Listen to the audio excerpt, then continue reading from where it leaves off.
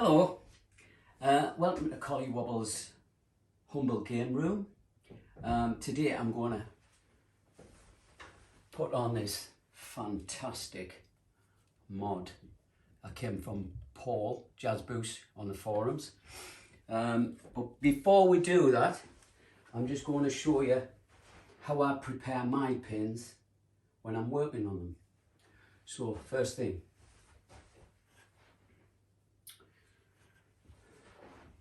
grab my white gloves from my Mickey Mouse outfit. Now, before you see it, I'm not that sad. The reason I wear these becomes apparent in a second. So, I'm not telling Granny how to suck eggs. It's simple enough to take glass out, but this is how I do it. Unlatch, unhook on the newest Stearns. Lift up your lock bar. That's a nice lock bar, mind you, isn't it? That plaque there, really nice. Put that down there. And next, make sure you shut your door, very important. And we remove the glass. Now this is what the white gloves are for. I like to wear white gloves to stop all them little irritating finger marks underneath that you leave when you put the glass in, back in. Saying that, that's ready for a clean.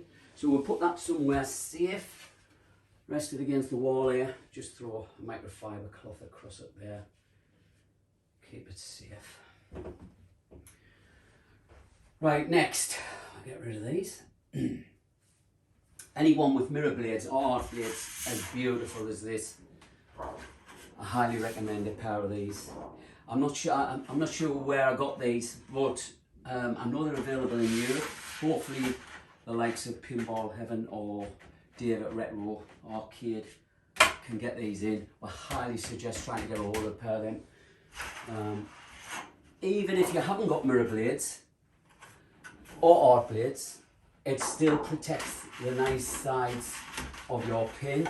Now I'll put a couple of pictures up and show you what I mean by that.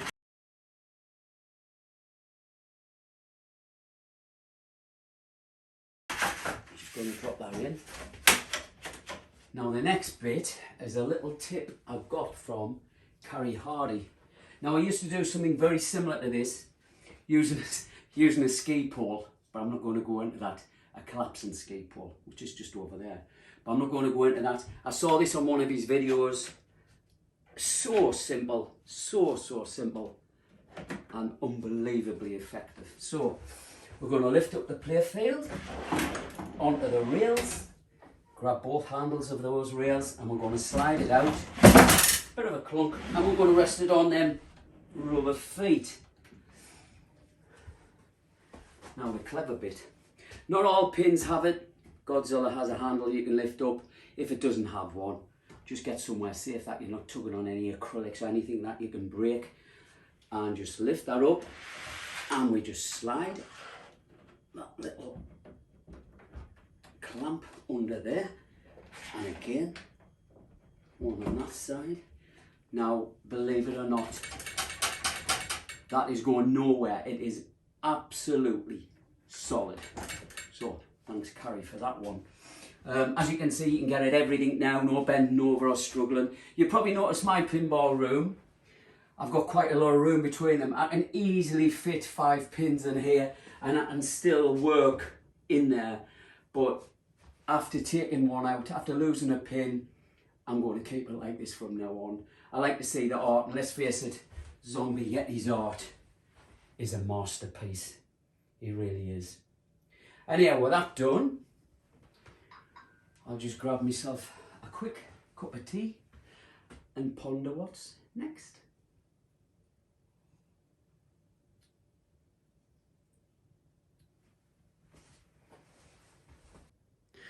Okay, so we've got our table in a good position to work on the figure. So I'm quickly going to give you a run round here.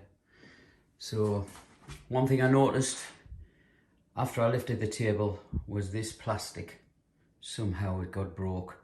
This is a ball hang up plastic. It's not a problem because we're going to replace that. So luckily I just throw that one away because the new figure is a lot bigger. first off we'll be removing that plastic, then the 2 hex standoffs, and that'll leave a 1/4 nut there and a 5/16 nut there. So we'll grab our tools and we'll get straight on with that. Right, first off we're going to remove this broken hang up clear protector with medium head Phillips. That comes out like so, and then the other piece. As I say, this will not be a problem, as we need to put a different one on from that. Now next we're going to get our 1/4 nut driver, and we're just going to pop these 2 out.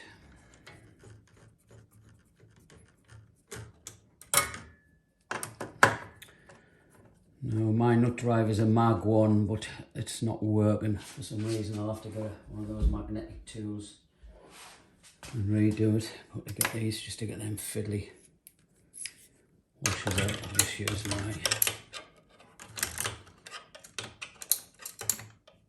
magnet tool. Right, back to the 1/4 driver. We're just going to loosen this one. We'll just loosen that one off, we'll not take it out. And then we'll get a 5/16. And Godzilla can help us with this one. Because let's face it guys, he's more like Godzilla than Godzilla. Right, see what that leaves us with. So, well, that was simple. Out he comes. Let's put him to one side. I'm just going to remove this plastic. So this is where we're going to take the wire. The wire is going to come through here, and then it's going to go through the back here. Right, let's compare them models. Oh my God, look at the size of that thing. Yes, exactly. Look at the size of that thing. You can safely say we now have a realistic looking Godzilla straight off Zombie Yeti art, and an absolutely fabulous detailed thing it is too. Just to give you some idea, in my eyes it actually looks like he's with Godzilla.